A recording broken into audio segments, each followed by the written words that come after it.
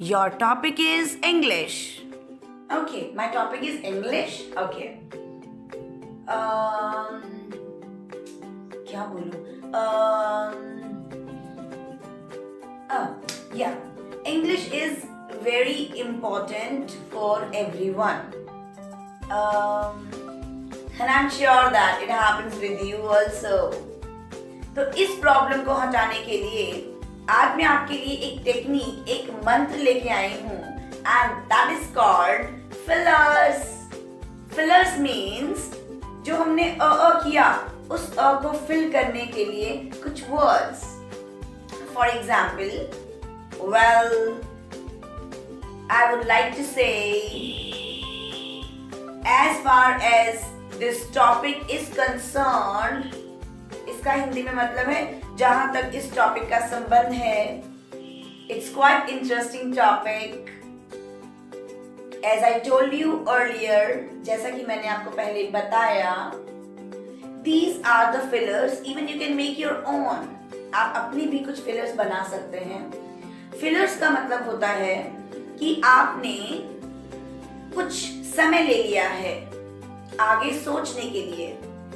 और ऐसा जरूरी नहीं है कि जिनको इंग्लिश आती है वही वो लोग फिलर्स यूज नहीं करते. वो लोग भी फिलर्स यूज करते हैं, बिकॉज हमें भी जब कुछ बातें बोलनी होती हैं तो हमें सोचना पड़ता है. तो सोचने के लिए हम यूज करते हैं फिलर्स. चलिए फिर से सेम टॉपिक को फिलर्स के साथ बोलकर देखते हैं. हमें टॉपिक दिया गया, अचानक से दिमाग में कुछ भी नहीं आता है, तो how can we start the topic? Well करने से हम आगे वाले सेंटेंस के बारे में सोच सकते हैं, या हम लोग कुछ प्रिपेयर सेंटेंसेस रख सकते हैं. For example, well, mobile is quite interesting topic. I would like to say mobile is useful in communication. We can talk to people through mobile. Mobile connect you with everybody. So fillers, like you can use fillers, you can think upon the next keyword. We brainstormed, right? और हमने keywords बाहर निकाले.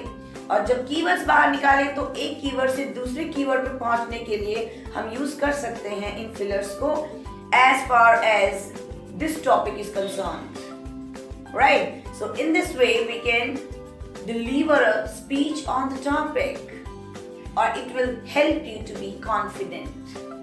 So कीजिए, इस तरीके से कई topics लीजिए, ब्रेनस्टॉर्म कीजिए, एक कीवर्ड से दूसरे कीवर्ड पे पहुंचने के लिए फिलर्स यूज कीजिए, and reduce your pauses. Okay then, have a great day and keep practicing.